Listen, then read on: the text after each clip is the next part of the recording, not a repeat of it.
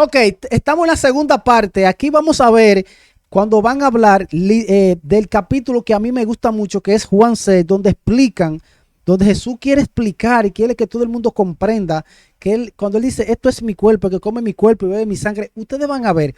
Vamos a ver si Lautaro le explica al protestante que anda buscando la verdad y que ya está reconsiderando lo que es la Iglesia Católica, la doctrina. Y vamos a ver esto. Recuerden que le dejaré el link en la descripción del canal de La Verdad es Católica. Seguimos, señores. Yo no te voy a decir eso. Yo te voy a decir, plantéate la mínima posibilidad de que estés equivocado. Ojo. La mínima. Por este texto, mira lo que va a decir.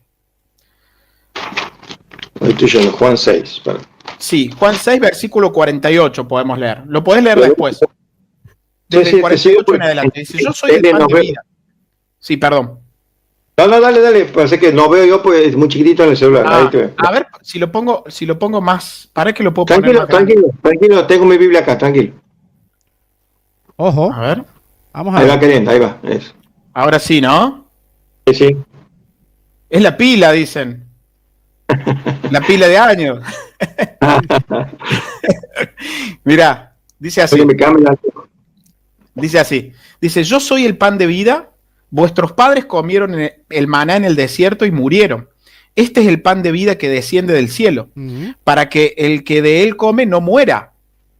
O sea, está hablando de él. Ojo. Yo soy el pan vivo que descendió del cielo. Si alguno comiere de este pan...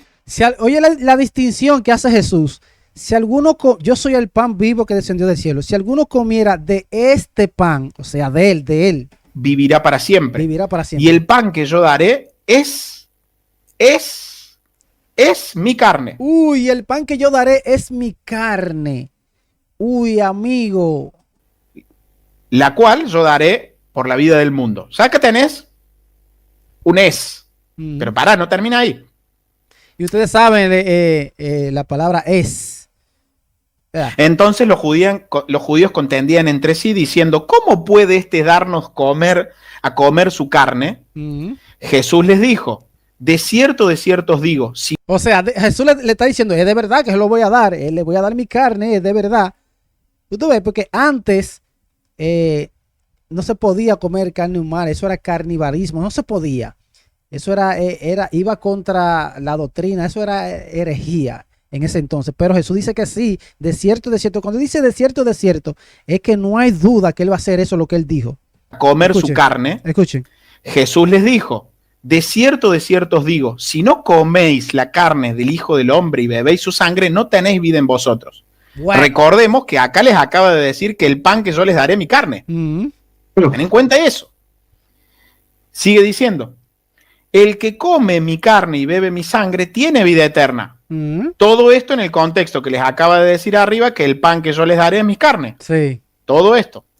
El que come mi carne y bebe mi sangre tiene vida eterna y yo le resucitaré en el día postrero. ¿Por qué? Porque mi carne es verdadera comida y mi sangre es verdadera bebida. Tú ves, ahí ese capítulo es 55, porque mi carne es verdadera comida y mi sangre es verdadera bebida. Eso tumba por el suelo lo que cuando dicen que representa, que es simbólico. Eso lo tumba por el suelo. Porque mi carne es verdadera comida y verdadera bebida. Yo soy el pan que bajó del cielo. El que come mi carne y bebe, el que come mi cuerpo y bebe mi sangre tiene vida eterna. ¿Ustedes están entendiendo? Y lo vuelve a decir. Fíjate cuántas veces lo vuelve a repetir. Sí, porque Jesús tiene como está como inquieto para que las personas, los discípulos, los que están ahí, entiendan que eso es lo que él quiere, y se lo dice muchas veces. En Juan 6 lo dicen muchas veces. No parece ser poco énfasis, parece ser mucho. Sí, dice, mucho. El que come mi carne y bebe mi sangre, en mí permanece y yo en él. Lo repite y lo repite y lo repite. Como me envió el Padre viviente y yo vivo por el Padre, asimismo el que me come. El que me come, óyeme, el que me come. ¿No es simbólico? Él también vivirá por mí. Este es el pan que descendió del cielo. Ahí está de nuevo. Este es el pan que descendió del cielo. No como vuestros padres comieron el maná y murieron. El que come de este pan, ahí está de nuevo, vivirá eternamente. Cuando Jesús dice, no como vuestros padres, no como sus padres que comieron el maná, el pan que bajó del cielo, que Dios le mandó al pueblo que andaba en el desierto, que tenían hambre. Dios le mandó ese pan ese pan lo comieron, pero ellos murieron, perecieron porque se portaron mal. Pero el que coma de este pan, dice Jesús, vivirá. Cuando muera, va a resucitar, porque Jesús yo lo voy a resucitar en el último día. Pero si comen de este pan que yo les daré. Estas cosas dijo en la sinagoga enseñando en Capernaum. Y acá viene el meollo de la cuestión, que sin este pasaje, ojo, uno puede enfilar para cualquier lado. Mirá. Ok, vamos a ver. Esta parte yo no la he escuchado. A ver. Al oírlas, muchos de sus discípulos dijeron, dura es esta palabra. ¿Quién la puede oír? Versículo 61. Sabiendo Jesús en sí mismo que sus discípulos murmuraban de esto, les dijo, los mismos discípulos, oye. ¿Esto os ofende? Pues que si vieres al Hijo del Hombre subir donde estaba primero. Ok, cuando Jesús dice así, esto les ofende. Y si ustedes me vieran así, como que yo me enleve, me vayan así, como él se fue, porque es difícil creer que yo te voy a dar a comer mi carne, mi sangre, es difícil. Entonces Jesús le dice, ¿esto les ofende? ¿Y qué si ustedes me vieran que yo me fuera a donde está mi Padre? Como se fue al final, que el final Jesús se enlevó así, se fue, y ellos se quedan mirándolo así para arriba. ¿Ustedes están entendiendo? El espíritu es el que da vida, la carne para nada aprovecha. Las palabras que yo os he hablado son espíritu y son vida. Ahí el protestante dice, él está hablando de las palabras que yo les he hablado. Pero ¿cuáles son las palabras que él le ha hablado? Cuando comienza allá en Juan 6, 47 allá. Esa es la palabra, que el que come su carne y bebe su sangre tiene vida eterna. Porque el que come mi carne y bebe mi sangre y que no come mi carne y no tiene vida eterna. Esas son las palabras que dan vida eterna. No es de que es la predicación y ya. No, tiene que hacer esto que él dice. Este versículo se usa mucho para decir, no, escuchen. Es que lo que él se refiere es espíritu y vida, que la palabra de Dios es espíritu y vida, pero no está hablando de la palabra de Dios, está hablando del pan.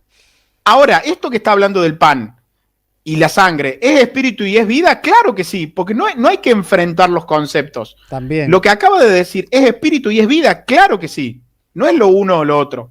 Mirá, dice, pero hay algunos de vosotros que no creen. ¿En qué no creen? ¿En qué no creen? No creen que el pan sea el cuerpo y no creen que el vino sea la sangre. Fíjate. Dice, porque Jesús sabía desde el principio quiénes eran los que no creían. Bueno. Y quién le había de entregar. Y por eso, dijo, por eso os he dicho que ninguno puede venir a mí si no le fuere dado por el Padre. Desde entonces, muchos de sus discípulos volvieron atrás y ya no andaban con él. Este capítulo, señores, es mortal. Ustedes recuerdan que siempre han dicho de que el sello de la bestia, el 666, los 36. Mire, aquí estamos en Juan 6, capítulo 66. Ese es el sello de la bestia. Y dice, desde entonces muchos de sus discípulos volvieron atrás y ya no andaban con él. Esos son los anticristos. Los anticristos. Ya no andaban con él porque ya no le creyeron a Cristo. Entonces son anticristo porque ya no le creyeron lo que Jesús dijo. Yo soy el pan vivo, el que come mi carne y bebe mi sangre. Cuando alguien dice, no, Cristo no está ahí, eso se representa, eso es un símbolo. Son anticristo. Por eso es el sello.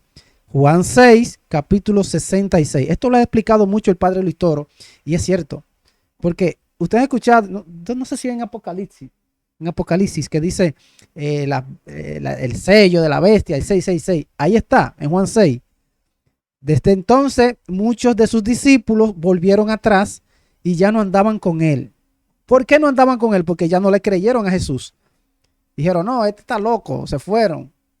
No creyeron lo que él les decía, que tenían que comer su carne, beber su sangre. No lo creían, son anticristo. Así que ojo con eso. Dijo entonces Jesús a los 12, ¿queréis acaso ir vosotros también? ¿Ves que el problema no era que habían malentendido? Exacto, no es que los discípulos no malentendieron lo que Jesús decía. Jesús le dije, ¿ustedes también quieren irse? Váyanse, yo los dejo que se vayan, porque un grupo de los discípulos, de los que andaban ahí, se fueron, quedaron los 12. Jesús se voltea y le dice, entonces, ¿ustedes también quieren irse? Váyanse. Si hubiera sido un símbolo, una parábola, una representación, o lo malentendieron, Jesús lo explica como muchas veces lo hizo. Ahí no, ahí Jesús no echó para atrás. El problema era que no creían que el pan era su cuerpo. Y lo dice literal, y lo dice, es un hebraísmo, ya sabemos que, sé que lo sabes, que en aquel tiempo cuando se decía de cierto os digo, era para afianzar una idea. Acá lo recontradice. Pero yo no, te digo, o sea, sinceramente, viendo el contexto y viendo todo, habla de que Él es el cuerpo, obviamente, pero en ningún momento está haciendo una ilustración hablando de que Él es el Mesías, el pan venido del cielo, de que se iba a entregar por ellos, y habla de la íntima comunión, habla de la fe, del creer en Él. ¿Y cómo vas a creer en Él? El que no come, el que no me cree, que no come mi cuerpo, el que no entiende mi sacrificio, el que no bebe mi sangre, la sangre va a ser derramada, no, el que lo hace tiene vida eterna. Y fíjate que vos leíste los textos abajo y abajo. Mira el 51, Gusti. Mira, dice, yo soy el pan vivo. Dice, yo soy el pan vivo que descendió del cielo. Si alguno comiere de este pan. La distinción que hace Jesús, lo que yo decía ahorita. Si alguno comiere de este pan, vivirá para siempre. Ahí está, mira. Y el pan que yo daré es mi carne, mira. No dudo de eso, pero yo hablo de por qué literal. Si abajo dice la carne para nada aprovecha, ¿verdad? Ahí cuando vos leíste estas palabras son espíritu y vida. ¿Te acuerdas cuando leíste el 60? Cuando Jesús dice la carne para nada aprovecha, está hablando de porque antes Jesús había hecho un milagro, el milagro de los panes y la cosa, y ellos todos andaban siguiéndolo. Cuando Jesús dice la carne para nada aprovecha, esa comida que la gente quiere comer, etcétera, tener de todo, eso para nada aprovecha. Pero esto que Él le está dando, sí, porque esta carne, este cuerpo, esta bebida da vida eterna, esto sí da aprovecha. Entonces la gente se confunde ahí. 63 creo que es. Dice, el espíritu es el que da vida. La carne para nada. Jesús. ¿Qué quiere decir ahí la carne para nada aprovecha? Si te dicen. Mira, dice, el espíritu es el que da vida. La carne para nada aprovecha. Las palabras que yo os he dado son espíritus. Pero vos pensás que está hablando de la palabra de Él, de la fe en Él, como el pan venir del cielo. Por eso da el ejemplo del desierto, de que el pan literal del desierto no les daba vida eterna, sino saciaba un hambre. Jesús dice, acuérdate, yo soy el pan de vida, el que come de mí, el que viene a mí no tendrá hambre jamás, ni tendrá sed jamás. Está hablando de la fe en Él, está hablando de creer en Él. Pero por eso no es lo uno o lo otro, Gus. No es lo uno o lo otro. Pero pone literal el ejemplo. Yo entiendo lo que vos decís, pero eso que vos decís no fue creído por 1500 años. Exacto, ese es el detalle. O sea, los discípulos de los apóstoles creían, yo soy el pan de vida, el que a mí viene nunca tendrá hambre y el que a mí cree no tendrás jamás. Mas os he dicho que aunque me habéis visto, no creéis. Porque no creían en el Mesías, exacto, no creen ni con las señales que él hace creer. Exactamente. Pero eso, imagínate si en la cultura judía iban a creer de que él iba a ser el pan literal, de que se iba a mutilar, por llamarle así, o que iban a comer verdaderamente, si eso para ellos estaba prohibido para el contexto judío. ¿Acordate todo eso? ¿Por qué él no les dice entonces? ¿Por qué él no les dice cuando los judíos dicen, ¿cómo puede entonces darnos a comer su sangre? ¿Por qué él no les dice, no, es simbólico? Exacto, Jesús nunca aclaró, Jesús nunca dijo, no, ustedes están entendiendo mal, esto es simbólico, esto se representa, esto es una parábola, nunca dijo eso. Y porque no hacía falta decirlo, ¿sí?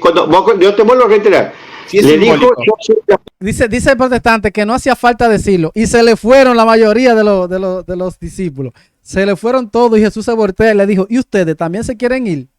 ¿Cómo que no hacía falta? Y porque no hacía falta decirlo, ¿sí? Yo te vuelvo a reiterar, sí, le dijo, yo soy la puerta, yo soy el que entra por mí, tendrá pastos y hallará agua.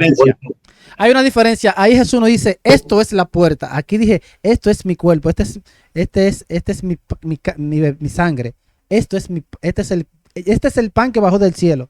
Hay una distinción aquí. Hay una diferencia. Cuando él dijo, primero que dijo, esto es mi cuerpo. Esto, velo ahí. No dijo, esto, no se refirió a la puerta y dijo...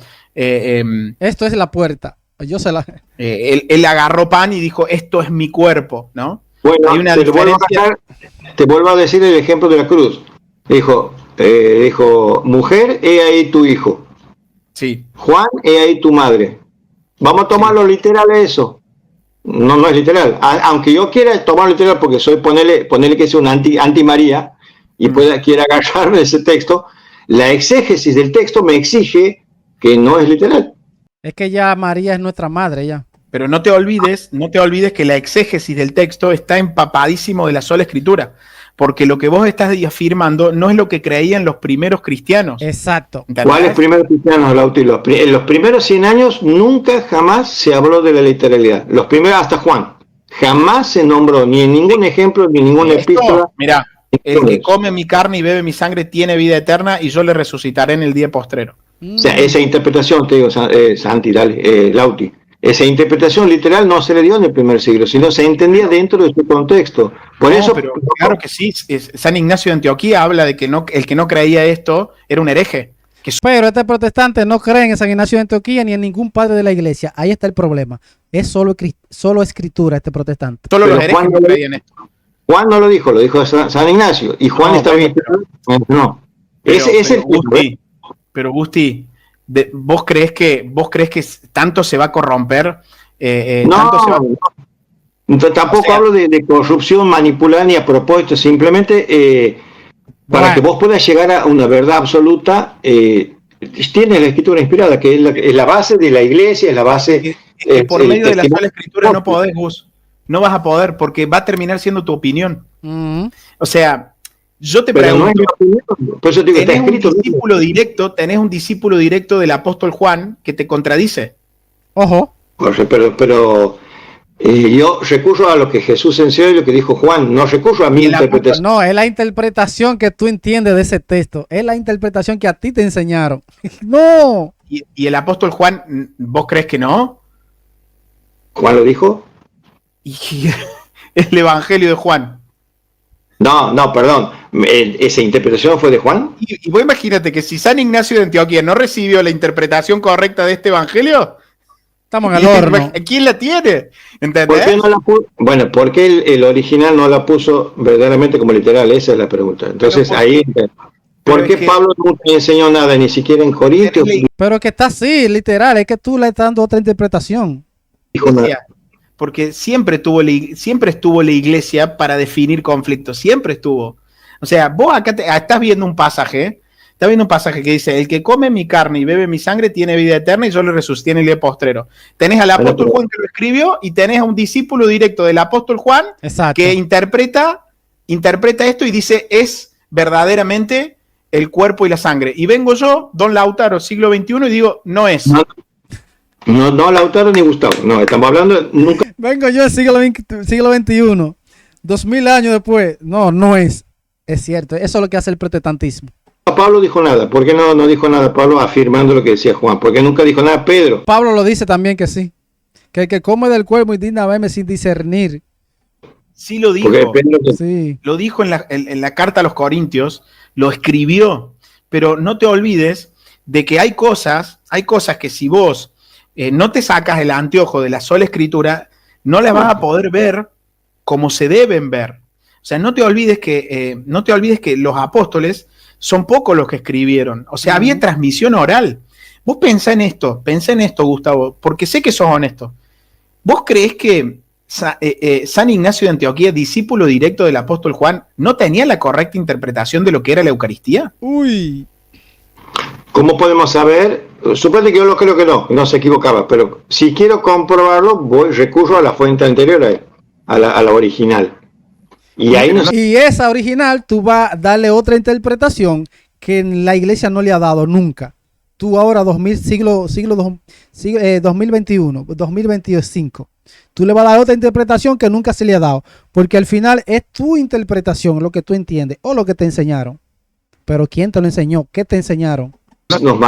Y ahí nos marca la diferencia. No hay al menos en este pasaje, en estos pasajes y en Juan 6, al menos tenés dos posturas distintas. Tenés una que dice que no es. Tenés que ver el contexto, hijo, ahí de todo lo que está hablando.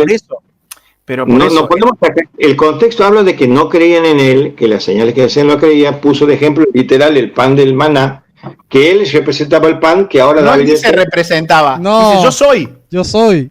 Ahí es que está la vuelta. Oye lo que le puso el protestante. Que él representaba el pan que ahora no dice representaba, dice yo soy.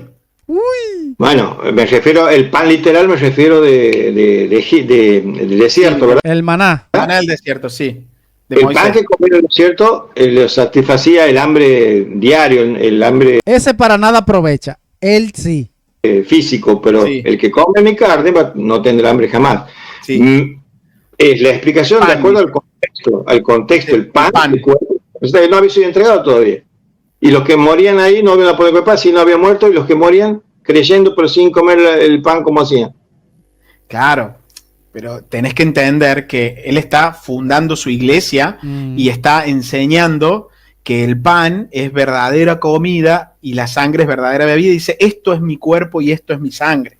Al menos vos tenés una posibilidad, Gusti. Suponete que eso, así te adelanto un paso. Suponete que, está bien, que reconozcamos que es verdaderamente la presencia, porque hay grupos evangélicos que yo creo que dicen, ¿verdad? Que es eso. Más allá de eso. Suponete que es literal, lo tomamos muy literal. ¿En qué cambia, digamos, el sentido de, porque no sé si el catolicismo enseña del tema de la salvación, de la Eucaristía, de que el pan, ¿en qué cambia el sentido, por llamarlo así? ¿Cómo que en qué? El que no come mi carne y bebe mi sangre no tiene vida eterna. Ajá, ¿cómo que tú no lo estás viendo ahí? Si tú no comes ahí su carne, su cuerpo, en su iglesia, la verdadera carne, la verdadera bebida, la verdadera sangre, si tú no lo haces eso en su iglesia, tú vas a tener vida eterna. Pero Jesús le está diciendo que no. Dijo Jesús. ¿Y cuánto? No come mi carne y bebe mi sangre no tiene vida eterna. La vida eterna, lo que queremos todos. Dijo Jesús. ¿Y cuántas veces debes comerla? Todas las veces que sea posible. ¿Y si no comiste la suficiente y te moriste? Bueno.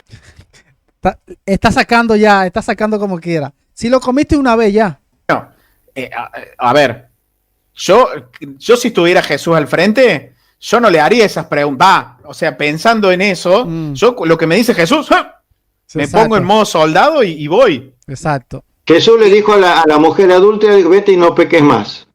¿Vos crees que no pecó esa mujer adúltera?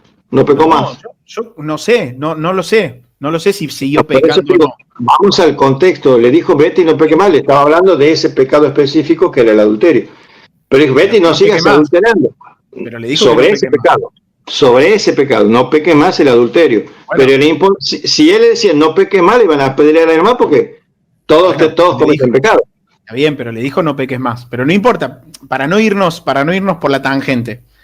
Es importante saber quién define este conflicto. Porque a lo sumo, acá tenemos dos posturas distintas, a lo sumo. Una de Gustavo y otra de Lautaro. Pero tenemos una posibilidad.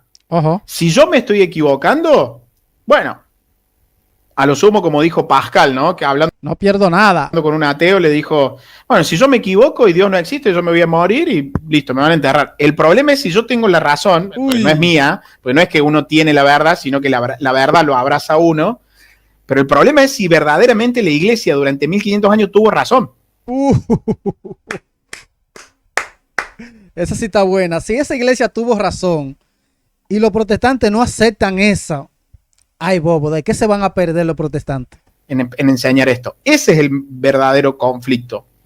Porque, a ver, tenemos dos posturas distintas. ¿Está la posibilidad de que sea cuerpo y sangre verdadero el pan y el vino? Sí. Según el pasaje, al menos una posibilidad mínima hay. Porque no es que yo estoy diciendo, no, el que come la sandía. Decir, no, bueno, flaco, está bien, pero no es sandía, es pan. Entonces, hay algunos elementos que me empiezan a cerrar. Es pan, es vino. Jesús dijo, el que no come mi cuerpo y bebe mi sangre no tiene vida eterna. Después tenemos al apóstol Pablo que dice, el que come y bebe indignamente la cena, muere, es causa de juicio. Entonces te empieza a cerrar de alguna manera para que vos decís, bueno, está la posibilidad de que yo me esté equivocando. Claro. Ese es el punto. Y si verdaderamente decís, bueno, listo, está bien, ponele que te doy la derecha y sí creo. Bueno, ¿qué necesitamos para que eso sea? Necesitamos un flaco que se levante y diga, le pongo fe, le aplico fe, ¿eso es suficiente? Bueno, vamos a ver qué dice la Biblia. No sería suficiente. Bíblicamente tiene que haber ministros ordenados para que lo hagan. Yo todavía no dije que sean los católicos, pero bíblicamente tiene que haber ministros legítimos. Lo vemos al apóstol Pablo en sus dos cartas pastorales diciéndole a Tito y a Timoteo, diciéndole, no nombren a neófitos, no impongan las manos con ligereza. No sea que envaneciendo, se caiga y demás. O sea, tenemos órdenes claras de los apóstoles. Ahora, ¿van a ser tan cortos de mente los apóstoles para indicarle a Timoteo y a Tito que nombren obispos si se iba a corromper en el siglo siguiente? No parece ir muy conforme a las escrituras que la iglesia se vaya a corromper en el siglo siguiente. No, y también la promesa de Jesús que iba a estar con esa iglesia siempre y que lo iba a guiar a toda, iba a mandar el Espíritu Santo para que lo guíe a toda verdad. Punto. No parece ser así. Y no parece ser que en esta otra pregunta que hacías, desentonaría mucho de la comunidad cristiana de la iglesia primitiva, desentonaría mucho o sería una ridiculez de que todos piensen cosas diferentes. Sin embargo, los obispos, los discípulos de los apóstoles, en cuanto a este tema, tenían unanimidad. Policarpo creía lo mismo que San Ignacio, Ojo. que Clemente de Roma, y el resto de los primeros cristianos. No había total acuerdo, pero bueno, sí había uno. ¿En la Eucaristía? En la Eucaristía sí. No, sí, Gus, sí. En la Eucaristía sí. Todos los padres de la iglesia, todos unánimes creían que es el cuerpo y la sangre real de nuestro Señor Jesucristo. Todos. Sí. Bueno, y si lo llevamos al primer siglo, ¿qué hubiera dicho los demás apóstoles? No hay unanimidad, no hay una enseñanza clara sobre eso. Sobre la literalidad hablando, ¿no? Por eso es lo que enseñaron los apóstoles, es la interpretación que ustedes le quieren dar. Pero es que no. Y cuando hablamos de los obispos, era la enseñanza del mensaje de cristocéntrico y la recordación de su base. No necesitas la literalidad, lo que necesitas es que entendían ellos. No necesitas el papel, necesitas saber qué creían ellos. ¿Y cómo sabes qué creían si no lo leemos, si no está escrito? Bueno, primero porque tenés cosas escritas. Primero tenés cosas escritas. Y después ¿cómo es la doctrina? ¿Cómo es la tradición? Por ejemplo, tenés las 7 cartas de San Ignacio. Tenés la carta de... Pero te vuelvo a reiterar. Si viene un discípulo de un discípulo, o el mismo Ignacio, o el que vos quieras, pero escribe enseñanzas que no figuran en el primer siglo, ¿es ahí donde podemos tropezar o no?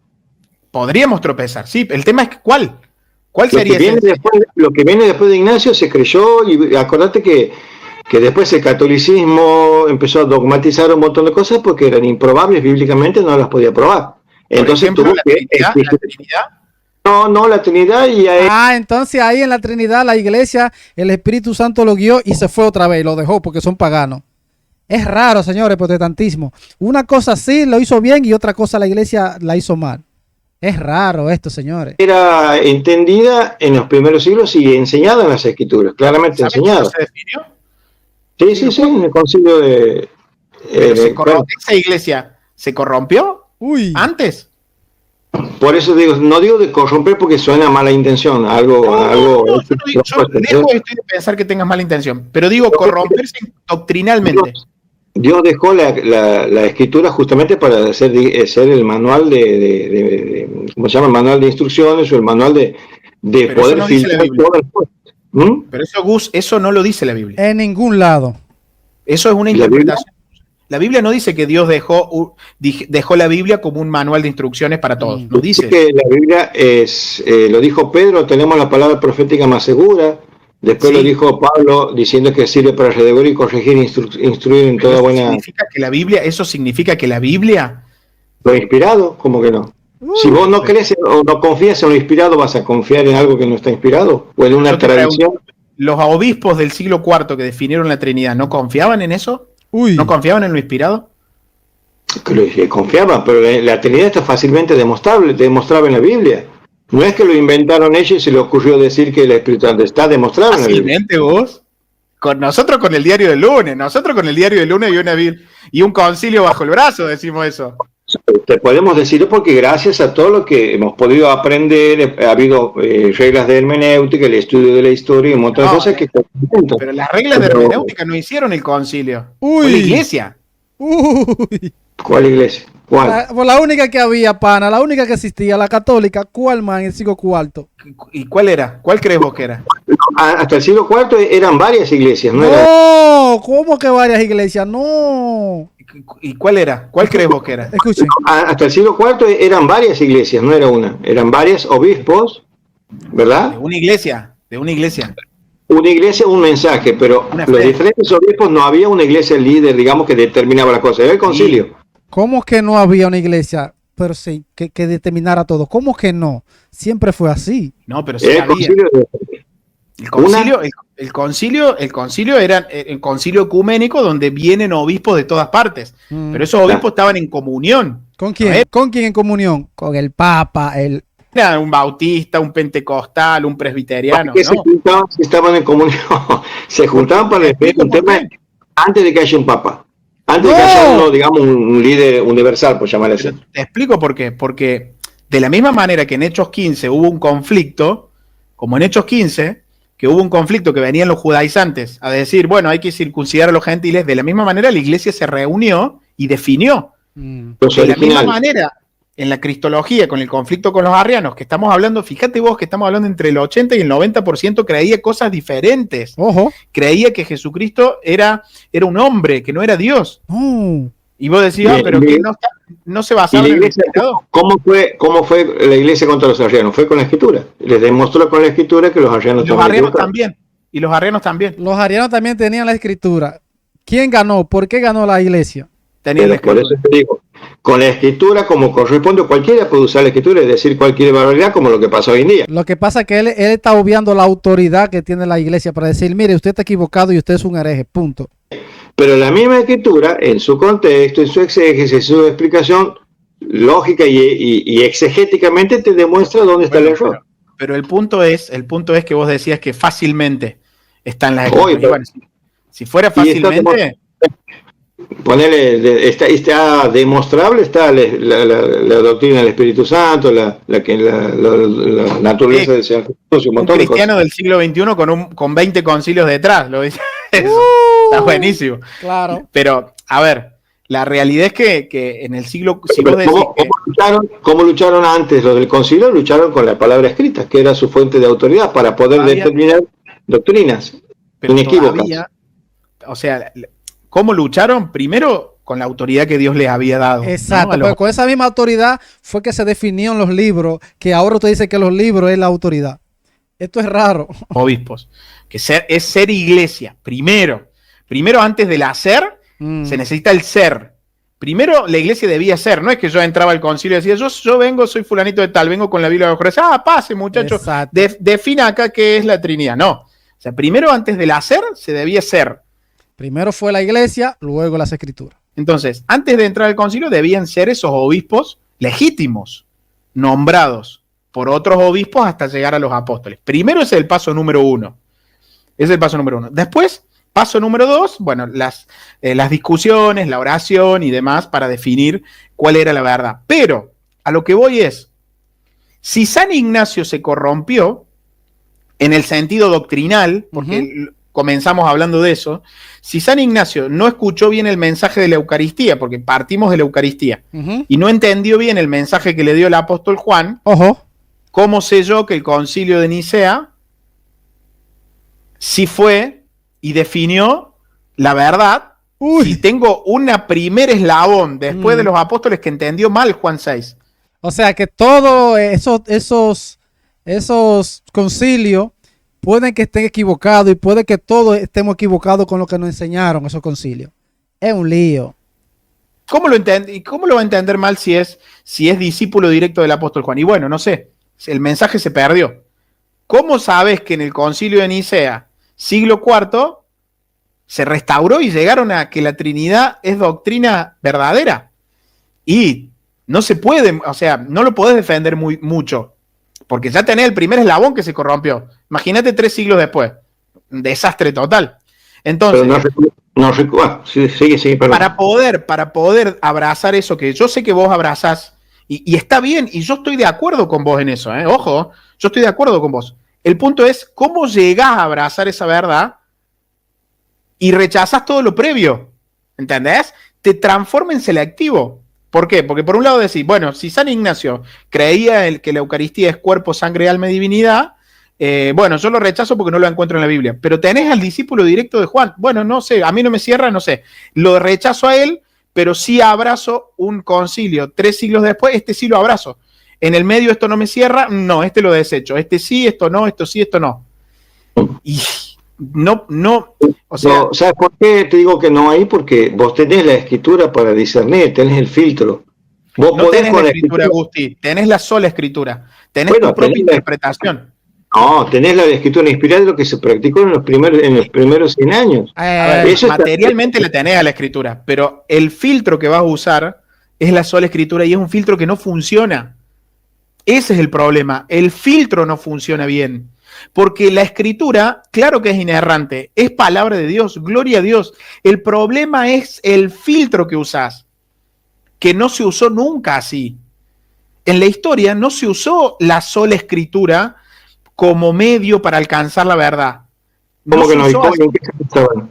La sola escritura viene del Antiguo Testamento. Jesús hablaba de escritura para demostrar su deidad y su mesián, de ser el Mesías esperado. Sí, Habló sí. de las escrituras para que a través de la escritura ellos, judíos, podían ver que él era lo que se cumplía proféticamente sobre él. Pero no solo. Pero no solo. ¿Y qué El más apóstol usó? Pablo no usaba solo la escritura. Decía, guarden la tradición que le fue dada por escrito o de manera oral. O sea, no era ¿Cuál tradición? solo la escritura. ¿Cuál tradición no está escrita? No, es que no es cuál tradición no está escrita. La tradición lo que te da es la comprensión de lo que ya está implícitamente en las escrituras. Te da el entendimiento real. La base es la sola escritura. No, Ese la es el base tema es la para mí. revelación. La base es la revelación. Pero vos apoyas y vos vienes como inspirado, como un supuesto. A mí el Señor me dijo en sueños y a mí me dijo esta cosa. Bueno, vamos a pasar por la palabra. No, eso se da solamente en el protestantismo. El Señor me dijo, eso nada más se da en los protestantes. Ahora infalible y vemos si coincide con lo que Dios dice. De Pero todo es que no, nunca funcionó así, Gus. Exacto. Lo que funcionó es, ¿por qué? Porque venían los herejes con la Biblia bajo el brazo y decían, yo creo esto. ¿Y cómo definimos? Y la iglesia, los legítimos, vamos allá está el obispo. Es la iglesia. Entonces, si no está esa institución que estuvo siempre y sigue estando, cada quien con la Biblia puede definir lo que mejor le parece. Exacto. Yo en eso estoy de acuerdo. Yo estoy de acuerdo completamente en eso, pero... está de acuerdo, pero no lo acepta. Yo hablo de la iglesia como mensaje, el que retiene la congregación de personas iglesia, que mantienen el mensaje original, puro, inspirado, infalible de las Escrituras. Según la Biblia, es la iglesia. La iglesia es columna y baluarte de la verdad. La columna apoya sobre un cimiento, ¿verdad? Sí, que es Cristo. La columna, un cimiento firme que es Cristo y el fundamento apostólico. Y dice, nadie puede poner otro fundamento que el que está puesto, ¿verdad? Sí. Entonces la columna está sobre el cimiento firme. Baluarte mantiene la palabra y es lo que adorna la iglesia, pero está apoyada sobre un fundamento seguro. Que es que primero fue la iglesia antes que las escrituras. Roca Cristo y el testimonio apostólico. Todo lo que no pasa por... Seguí para arriba, pero seguí para arriba. Es columna. ¿Quién es columna? La iglesia. Pero es la congregación de personas que mantienen la verdad escrita, el mensaje original, que sostienen el mensaje. Pero la iglesia en la Biblia era visible a través de sus legítimos ministros. ¿Cuál iglesia me decís vos? ¿A cuál te referís? ¿La iglesia? Pues la única que existía, pana. Ustedes no, los protestantes no. La única que existía. La iglesia de Cristo. Claro. Pero la iglesia de Cristo es visible. ¿Estamos de acuerdo? Es visible. Es un reino espiritual, pero es visible a través de las personas. Es columna y baluarte de la verdad. Claro. Por lo tanto, hay una iglesia que puede definir cosas. Exacto. ¿Sobre la base de qué? De la escritura. Ponele lo que vos quieras. ¿Puede o no puede definir? Pero el cimiento es ese, Lauti. Sí, yo sí. Si no ponele que para no irnos del tema.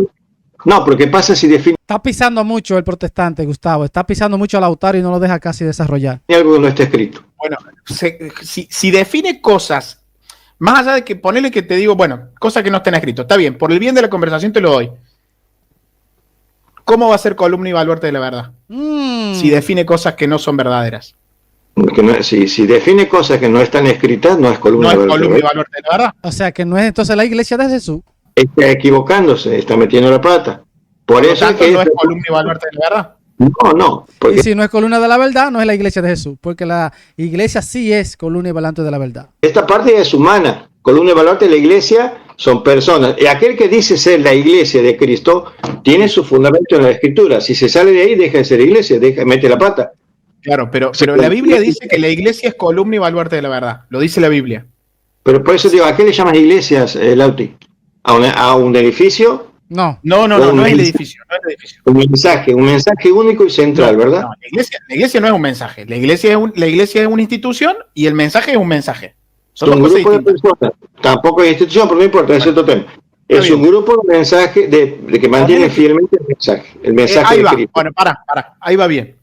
Es un grupo de personas que mantienen fielmente el mensaje. En el Nuevo Testamento, ¿quiénes son? Los apóstoles. Ojo. Los apóstoles. Pablo le dice a Timoteo, otro ministro legítimo, le dice, la iglesia es columna y baluarte de la verdad. Acá hay una verdad. La iglesia es columna, sostiene la verdad. Si la iglesia ya no puede sostener la verdad, ya no es columna y baluarte de la verdad. Exacto. Por supuesto. ¿Ves? Por eso Pablo digo, dice que lo es.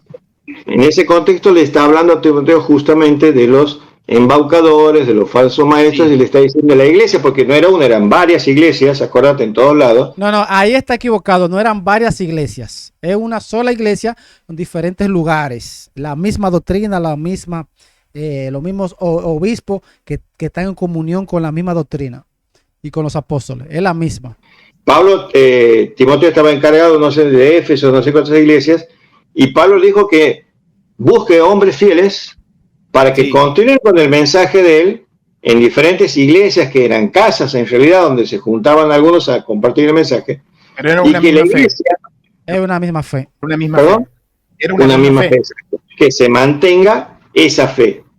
Porque la iglesia, el mensaje de las personas era columna y baluarte de la verdad. ¿Cuándo dejó de ser columna y baluarte de la verdad la iglesia? Uy, qué pregunta. ¿Cuándo dejó de ser columna y baluarte de la verdad? ¿Cuándo? ¿En qué tiempo? ¿Qué fecha? Dame fecha. Era columna y baluarte de la verdad. ¿Cuándo dejó de ser columna y baluarte de la verdad la iglesia? Bueno, por eso te digo, ¿estás hablando de alguna iglesia en particular? No, cuando alguien se llama iglesia y sale de... La iglesia 1, la iglesia de la Biblia. ¿Cuándo dejó de ser columna y baluarte de la verdad? No, la iglesia 1 es la infalible. El tema es después de aquella que para, porque eso me encantó. Para.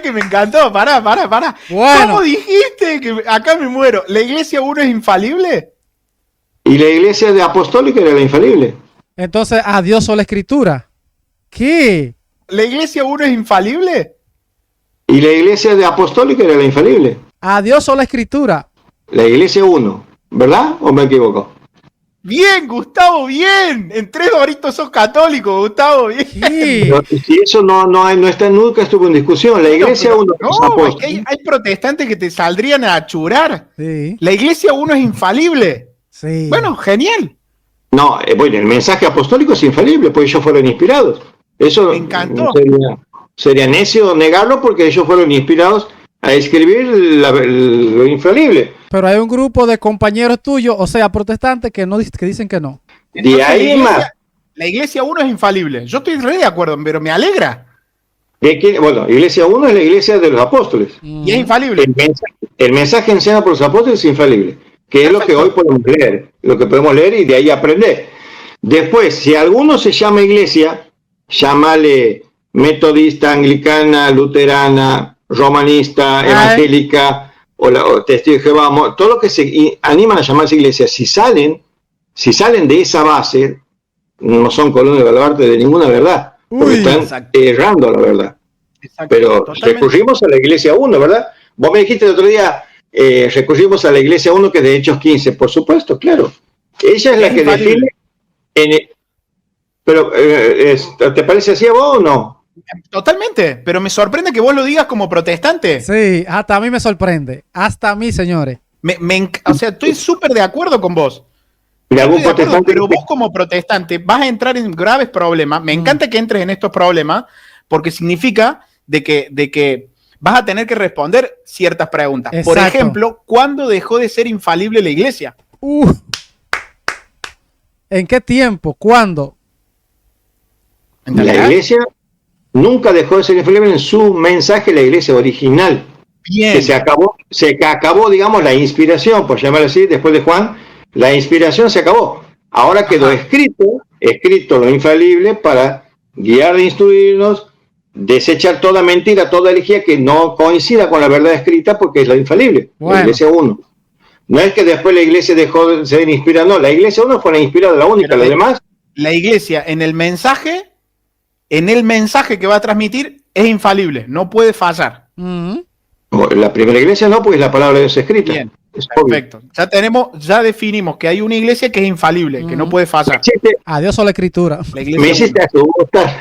No, me encanta, ¿no? Me encanta porque no sé si me estabas cargando, me hiciste. No. Es una demostración de alegría. Señores, voy a dejar el video hasta acá. Si usted quiere la parte 3, dígame en los comentarios. Y si quiere ver el video completo, le dejaré el link en la descripción del canal de La Iglesia es Católica, el canal de Lautaro.